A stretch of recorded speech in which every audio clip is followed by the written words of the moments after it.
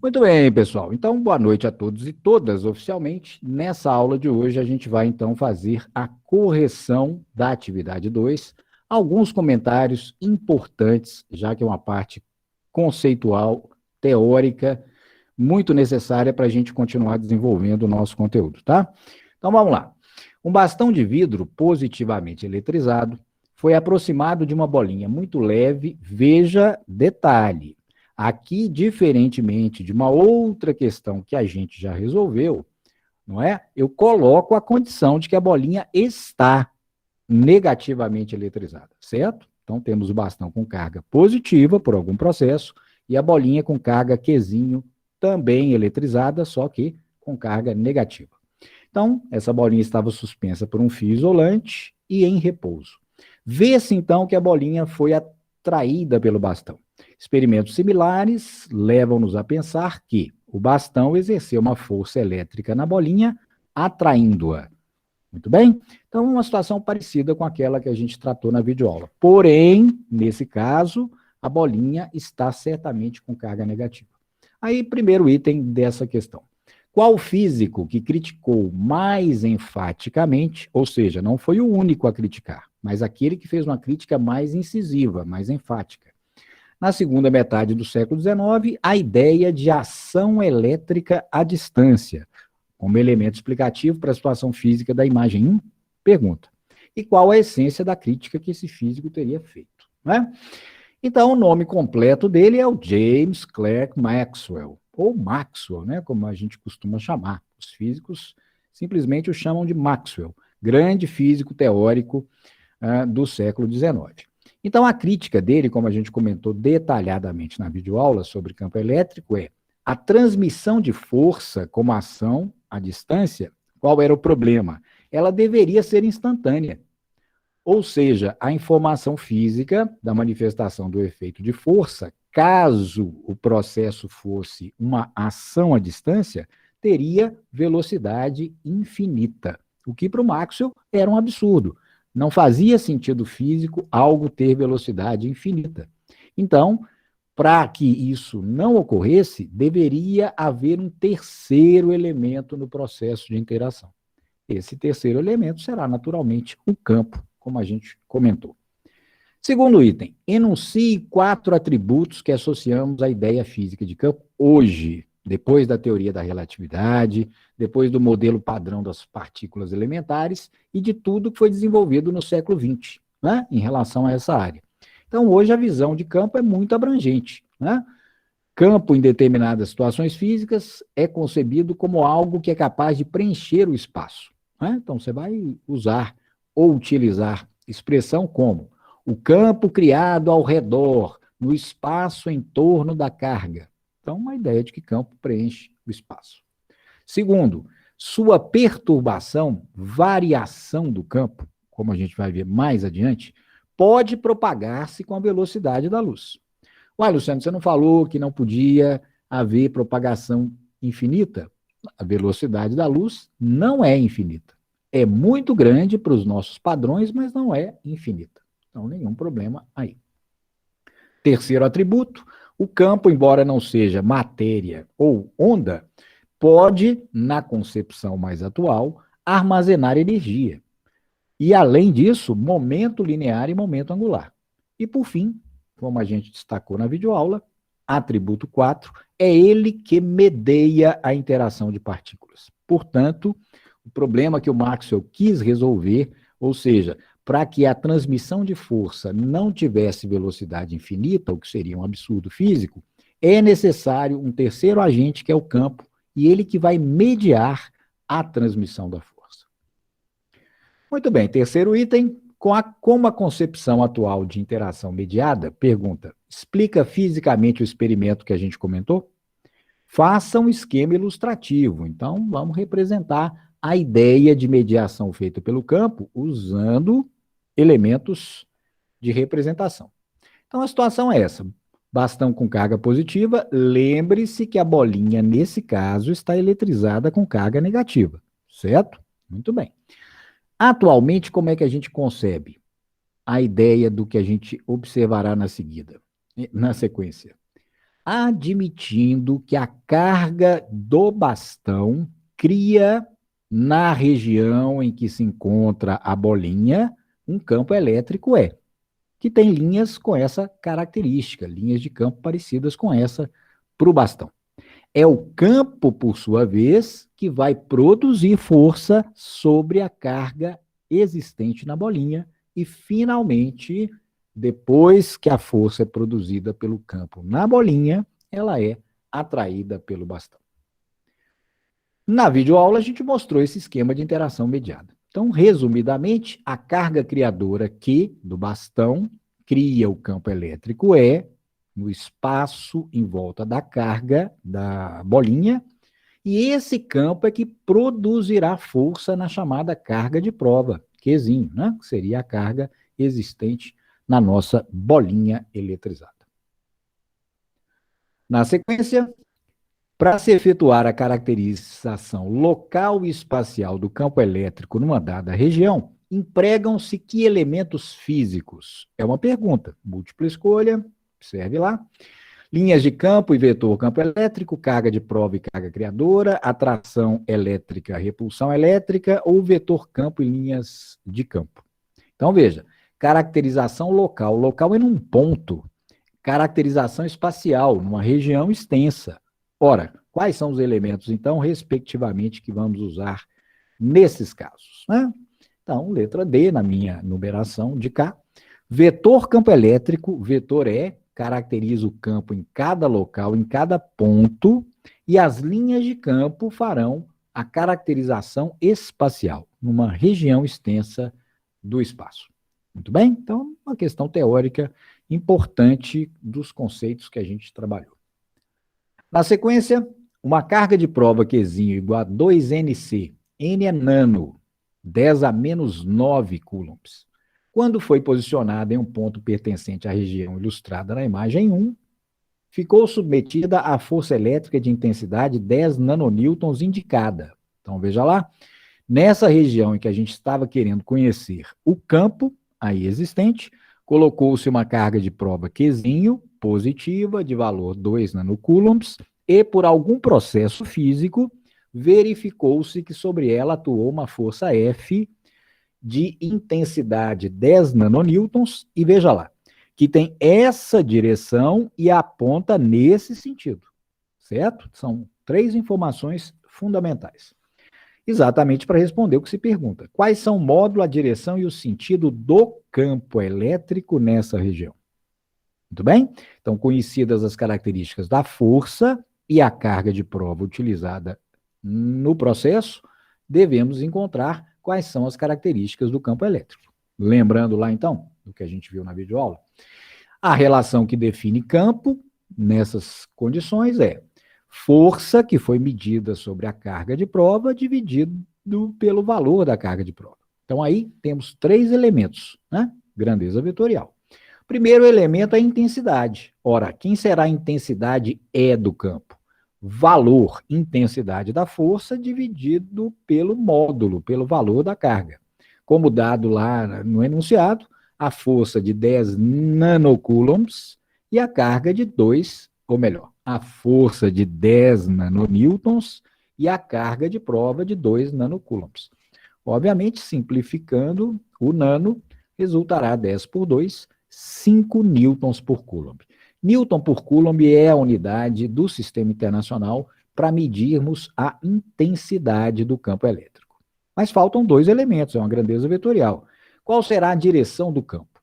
Lembrar, gente, sempre, por essa equação vetorial de definição, o vetor E sempre tem a mesma direção do vetor F.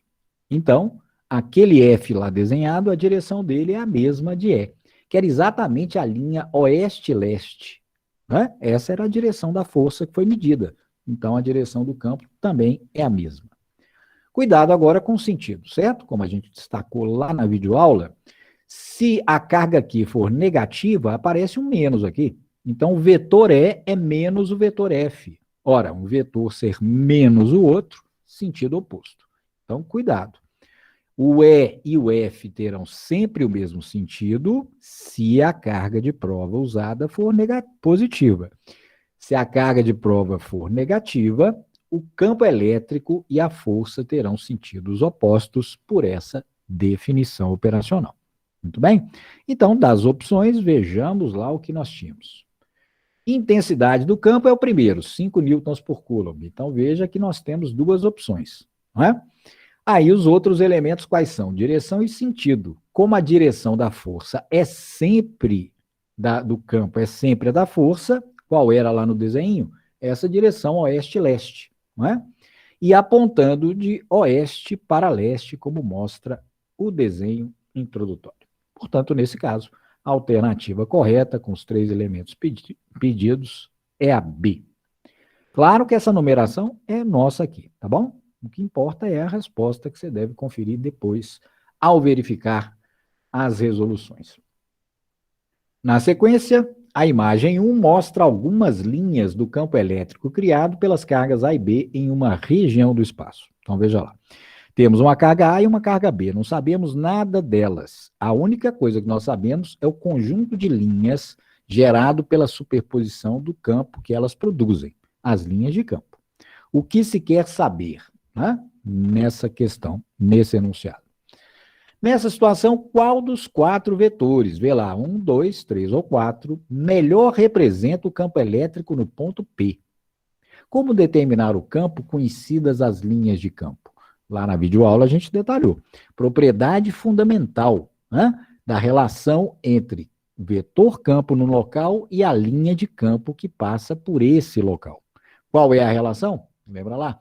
A direção do campo é sempre tangente à linha que passa pelo ponto investigado. Então, nesse ponto P, cadê a direção do campo elétrico? Está sobre essa linha. O sentido dele acompanha o sentido natural da linha, né? Então, seria sentido indicado agora por esse vetorzinho. Então, esse vetorzinho é o vetor que representa o campo elétrico no ponto P, exatamente no local P. Das alternativas, seria, então, a alternativa que contém o vetor 4. Essa é a representação correta do campo no ponto P. Agora, a segunda parte aqui desse item. Quais são os sinais das cargas elétricas A e B? Como a gente pode descobrir o sinal de uma carga conhecendo o campo elétrico produzido por ela? Existe uma propriedadezinha experimental que a gente mostrou na videoaula, é uma das 6 que as linhas de campo têm. Qual é a propriedade? Veja lá. Elas partem de que carga? Da B, tá vendo? Todas as linhas de campo estão saindo da carga B e estão chegando na carga A. Ora, essa é uma indicação do sinal das cargas. As linhas de campo sempre saem, sempre partem, sempre nascem na carga criadora positiva. E sempre terminam, sempre chegam, sempre finalizam onde? Na carga criadora negativa. Então, das opções, A é carga negativa, nela, repare que as linhas de campo chegam, e B é carga positiva, dela as linhas partem, as linhas saem. Então, propriedadezinha importantíssima, essa destacada no exercício. Seguindo, a ideia de se utilizar linhas de campo ou linhas de força como elemento de caracterização espacial do campo elétrico existente numa dada região foi implementada efetivamente, ou seja, funcionalmente, de modo a dar resultado, por Michael Faraday, outro importantíssimo físico do século XIX, mais do começo do século XIX. Sobre isso, responda os itens seguintes. Enuncie 6 propriedades das linhas de campo elétrico e faça ilustrações ou exemplifique para enriquecer didaticamente os enunciados. Então, lá na videoaula de campo, eu mostro cada uma das 6, né, com a respectiva caracterização. Então, aqui eu peço para refazer isso. Mas peço também para usar essas propriedades para um caso prático, que é o que nos interessa de maneira de novidade hoje. Então, vê lá. Segundo item. Desenhe as linhas de campo para o sistema de cargas mostrado aqui nessa imagem. Então, temos uma carga A e uma carga B. Carga A acima, carga B abaixo. Veja os sinais, isso é importante. Carga A positiva, B negativa. Mais um detalhe. Carga A vale 2E. e a carga B menos E. Note que em módulo, em valor absoluto, a carga de A é o dobro da de B. Então, a carga positiva tem valor maior absoluto que a carga negativa. Muito bem? Aí eu peço para desenhar as linhas de campo. Há uma representação muito parecida lá na videoaula. O que muda é a posição das cargas, mas a característica física das linhas é a mesma. Então, veja, carga positiva, dela as linhas têm que partir, têm que sair, têm que nascer. E chegarem onde? Na carga negativa, como a gente já comentou e está insistindo. Muito bem? Mais diquinha? Então, veja lá. Então, o conjunto de linhas gerado pelas duas cargas teria uma configuração parecida com essa. Note lá, linhas que partem da carga criadora positiva e chegam até a carga criadora de campo negativo. Aí você pode ficar curioso, mas Luciano, tem mais linhas saindo da carga positiva do que chegando na carga negativa. Por quê? Lembre-se, a carga positiva é 2E, o dobro do valor da carga negativa. Então, se depois você contar as linhas que saem da carga positiva, são o dobro das que chegam na carga negativa. Isso é uma consequência da chamada lei de Gauss, que nós vamos ver mais adiante no próximo capítulozinho, tá? Fato importante agora é esse. Se uma carga é maior que a outra, carga positiva, sairão mais linhas da carga positiva do que chegarão na carga negativa. Ah, Luciano, e se as cargas tiverem mesmo valor? Aí nós temos o chamado dipolo. Aí o número de linhas é igual. Se saem 10 linhas da carga de 1 microcoulomb, chegarão 10 linhas, caso a carga aqui seja exatamente menos 1 microcoulomb. Certinho? Então, guarde essas propriedades, porque elas vão aparecer mais adiante. Terceiro item, desenhe as linhas de campo para o sistema de cargas indicados aqui. Certo? Isso eu não fiz na videoaula, né? Sistema 1, que temos um anel positivamente carregado. Então, carga criadora positiva. E aqui uma placa metálica, plana, ela está sendo vista de perfil, certo? Você está vendo a placa de lado, de perfil.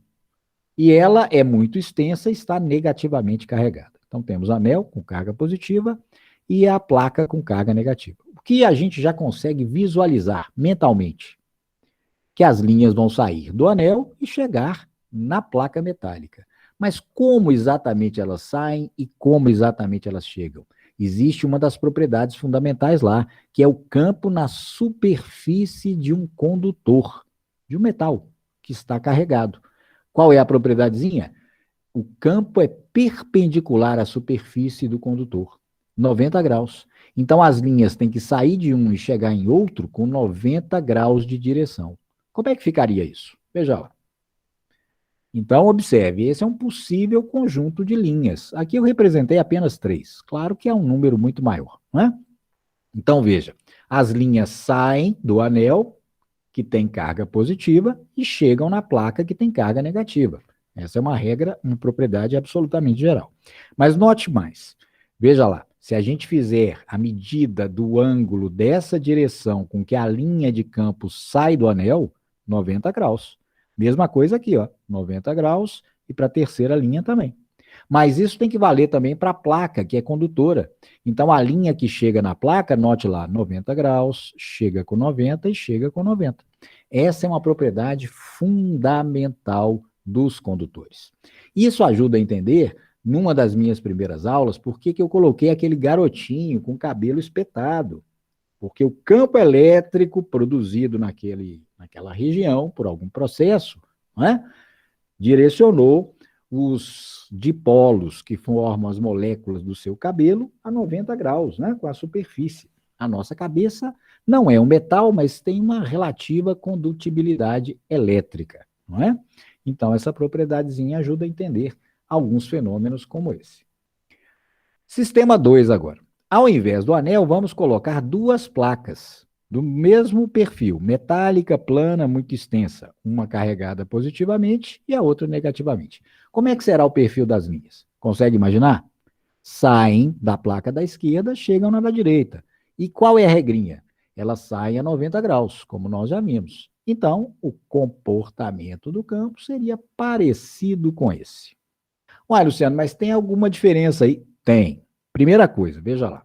De fato, as linhas de campo saem da placa da esquerda, porque ela é positivamente carregada, e chegam na da direita. Ângulo de 90 graus, certo? O que mais que a gente observa aqui? Olha que interessante. As linhas na região central, que é limitada pelas placas, elas estão à mesma distância uma da outra. Isso tem a ver com a intensidade do campo. Isso aqui é um campo uniforme na região central do conjunto de placas. Campo uniforme tem o mesmo valor em todos os pontos. Lembra-se? Uma das propriedades das linhas. Onde elas estiverem mais juntas, mais adensadas, mais concentradas, o campo é mais forte. Bom, mas aqui não tem. Na região central, as linhas são paralelas, igualmente espaçadas. Campo uniforme. Segunda coisa que chama atenção, veja lá. Nas bordas, perto das bordas das pontas das duas placas, o campo não é uniforme. Ele sofre aqui uma perturbação. É o chamado efeito de borda. Então, ele só se mantém uniforme na região central das placas. Certinho? Uma observação que eu não tinha feito lá na videoaula. Atualmente, com materiais relativamente simples, podemos visualizar essas linhas. Aí, você vai acessar o link que está lá na descrição que a gente fez e assistir ao videozinho. Então, é um trecho curtinho, tem experimentos lá usando materiais de baixo custo. Considere agora, depois de ter visto o vídeo, 4 afirmações. O campo elétrico é nulo no interior de um condutor em equilíbrio eletrostático, como a gente diz. Cargas de mesmo sinal se repelem. As linhas de campo são perpendiculares à superfície de um condutor em equilíbrio eletrostático. E 4, o campo elétrico de uma carga varia com o inverso do quadrado da distância até a carga. Então, atenção. Qual que é a lógica desse exercício? Você assistiu ao vídeo, 2 experimentozinhos aparecem lá. E nesse caso, o que a gente quer confrontar? Essas 4 afirmações independentes, umas das outras, com os 2 vídeos aos quais você assistiu. O que eu quero saber é, naqueles 2 vídeos, quais dessas 4 afirmações são provadas, demonstradas? Apenas a 1, apenas a 2, todas, nenhuma, certo? Então, relembre lá. Campo é nulo no interior de um condutor em equilíbrio. Isso é verdade? É verdade. O que eu quero saber não é se é verdadeiro. É se os experimentos que você viu lá no vídeo comprovam isso. Segundo, cargas de mesmo sinal se repelem. Isso é verdadeiro? É claro que é verdadeiro. Né?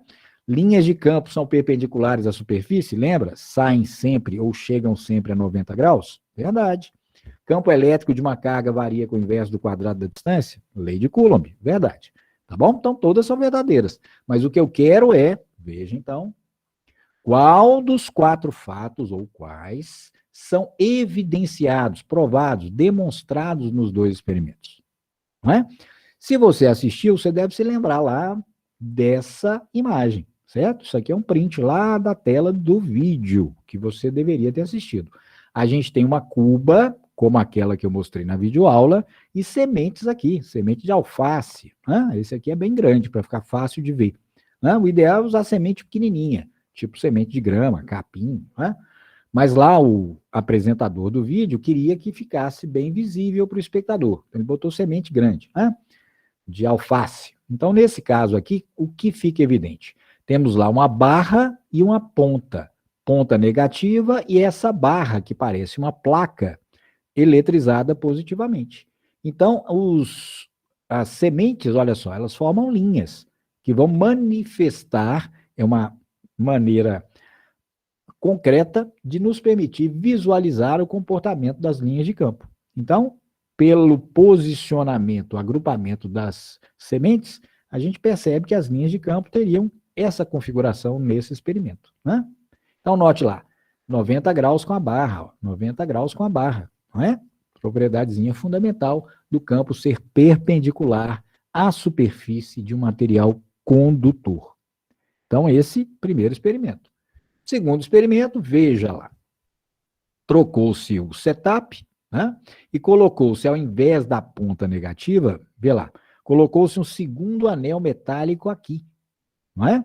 E o que a gente observa? Repare que fora da região limitada pelos dois anéis metálicos que estão ligados lá aos eletrodos do experimento, repare que as sementes se agrupam. Olha só como é que elas se agrupam, tá vendo? Se agrupam de que maneira? Perpendicularmente à superfície dos dois condutores, indicando que o campo elétrico tem essa mesma propriedade aqui.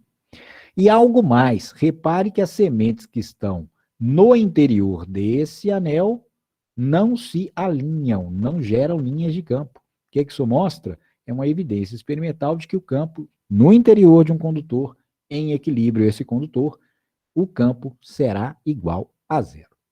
Portanto, são as duas propriedades evidenciadas aí, não é? Quais os fatos são evidenciados, demonstrados nos dois experimentos? Então, apenas 1 e 3, como a gente destacou há pouquinho. Campo perpendicular à superfície do condutor e campo nulo no interior de um condutor metálico em equilíbrio.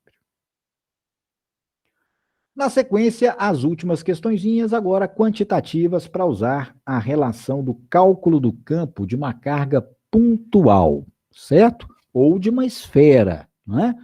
Se ela estiver uniformemente carregada, como a gente destacou na videoaula. Então, empregue os dados numéricos mostrados aqui na nossa imagem e determine o valor da intensidade do campo elétrico produzido por quem? Pela carga A em que ponto, em que local? Lá no ponto P, certo? E aí foram dados carga elementar, foi dada a distância R1, 12 micro, repara que aqui é micrometros, certo? R2, 6 micrometros. Então, as distâncias de cada carga ao local em que queremos medir o campo elétrico, certo? Então, o valor da carga A, 2 vezes E, 2 vezes 1,6 vezes 10 a menos 19, e a de B, menos E. Muito bem? Outro detalhe fundamental da geometria da situação é esse aqui, ó. Então, esse ângulo entre as duas direções de R1 e R2, 60 graus. Muito bem? Com base nisso, primeiramente, a gente quer saber qual o campo criado apenas individualmente pela carga QA nesse local. Certo? Então, vamos lembrar lá como é que a gente visualiza isso. Então, sendo uma carga positiva, como é que são as linhas de campo? São linhas radiais. Se ela estivesse sozinha, então haveria linhas saindo dessa carga e indo para o infinito, não é? Então, é assim que a gente pensa quando você quer determinar a carga individual, produzida individualmente por um determinado elemento, não é? Faz de conta que a outra não existe, não está aqui. Isso é o chamado princípio de superposição, que a gente comentou lá na videoaula também. Então, se a carga QA estivesse sozinha, haveria uma linha de campo saindo dela e passando por esse ponto. Exatamente nesse sentido que eu apontei. Por isso, exatamente nesse local P, veja lá, o campo elétrico criado pela carga A é representado por esse vetor EA. É esse vetor EA, a intensidade dele, que a gente quer calcular nesse primeiro momento. Então, lembrando da expressãozinha para o cálculo do campo, estamos querendo apenas a intensidade, então é módulo da carga, sem sinal, certo? K0, módulo da carga A, sobre distância R1 até o ponto P ao quadrado. Com os dados que nós temos, veja lá. K0, lá no enunciado eu peço para aproximar por 9 vezes 10 a nona. Valor da carga A. Carga A, aqui, ó, 2E, 2 vezes a carga elementar. O E é 1,6 vezes 10 a menos 19. Dividido por R1 ao quadrado, que é a distância da carga A até o ponto P, onde a gente está medindo o campo. Que foi dado também, né? 12 micro, cuidado, micro é 10 a menos 6, então 12 vezes 10 a menos 6 ao quadrado. Aqui tudo ao quadrado, ponha sempre parênteses para não esquecer, né? De elevar o 12 também. Aí na sua calculadora, tranquilo, você resolve essa continha e vamos encontrar EA igual a 20 newtons por coulomb. Das opções, veja lá, 15, 20, 35 e 50, a nossa resposta de ouro, né? Para a felicidade de quem acertou, é letra B na minha numeração. O mesmo é para ser feito agora, na sequência, no próximo exercício, só que agora a gente quer saber qual é o campo criado pela carga B no ponto P. É o mesmo raciocínio, procedimento idêntico. Mas cuidado, A carga B é negativa. Então, imagine que ela está só. Se ela estivesse sozinha, como é que seria o campo gerado por ela? Linhas radiais. Só que essas linhas chegam nela, vindas de onde? Do infinito. Não é? Então, observe que se ela estivesse sozinha, haveria uma linha de campo passando pelo ponto P e chegando até ela. Nesse sentido que eu estou apontando aqui. Portanto, exatamente no local P, qual é o campo criado apenas pela carga B? Pode ser representado por esse vetorzinho que aparece aí agora, é B. Muito bem? Agora a gente faz o valor, a intensidade dele, da mesma forma que fizemos para EA. Então, EB será K0, módulo, estou interessado apenas no valor absoluto, né, intensidade, QB sobre R1, R2 quadrado. K0 é 9 vezes 10 a nona, cuidado, né? Confira lá. O valor da carga B é menos E, menos 1,6 vezes 10 a menos 19. Como eu estou trabalhando com o módulo, então 1,6 vezes 10 a menos 19. E a distância é R2, que foi dado também, 6 micrômetros. Micro é 10 a menos 6, que aqui está. Tudo ao quadrado, conforme a gente já comentou. Fazendo a continha, você vai encontrar campo de intensidade, a intensidade do campo da carga B no ponto P é 40 newtons por coulomb. Das opções, 54, 12, 8, 2, 40, portanto, resposta para a felicidade de quem acertou, nesse caso é 40, então D nas minhas alternativas. Finalmente, a última questãozinha, onde eu peço para se determinar qual a intensidade do campo elétrico agora resultante. É o princípio da superposição. Então, cada uma individualmente criaria em P aqueles dois campos que a gente desenhou. Agora, o que é que a gente quer? A resultante deles. Então, basta usar a regra do paralelogramo, que a gente já tem insistido há bastante tempo. Ela vai ser fundamental até em situações, como a gente vai ver na sequência, bem mais complexas do que apenas duas cargas. Mas a ideia fundamental é essa, regra do paralelogramo. Desenho um vetor, desenho outro, paralelogramo, diagonal é a resultante. Então, seria exatamente o que aparece aqui na nossa imagem de destaque para você. O que a gente tinha visto? Primeiro, nós obtivemos o campo EA. Depois, obtivemos o campo EB. E agora, quem é a resultante de EA com EB? Paralela a EA, paralela a EB. Regrinha do paralelogramo. A diagonal é exatamente o nosso campo resultante. Muito bem? Só que agora a gente precisa calcular o valor dele. Como calcular a resultante de dois vetores? Muito tranquilo, isso é da física 1, já está prontinho. Campo resultante, raiz quadrada do quadrado da primeira intensidade, quadrado da segunda, duas vezes EA é B, cosseno do ângulo alfa. Em geral, isso aqui é que dá mais trabalho conforme a geometria do problema, que a gente tem que pensar um pouco mais. Mas volte lá. No enunciado foi dado esse θ, né? Olha lá, 60 graus. Então veja que o ângulo alfa, que é o ângulo entre as direções dos dois vetores, está facinho nesse caso, não é? Alfa é exatamente o suplemento de θ, não é? Isso tudo aqui é 180. Como o θ foi dado de 60, então o alfa é 120. Tranquilo, tranquilo. Então basta substituir. Nós já tínhamos encontrado o campo A de 20, então 20 ao quadrado, campo B 40 ao quadrado, duas vezes um pelo outro, 20, 40, cosseno de 120, pela razão que eu mostrei há pouquinho. Fazendo essa continha, 34,6. Das alternativas, conforme eu numerei, a alternativa de ouro para festejar quem acertou é exatamente 34,6 newtons por coulomb.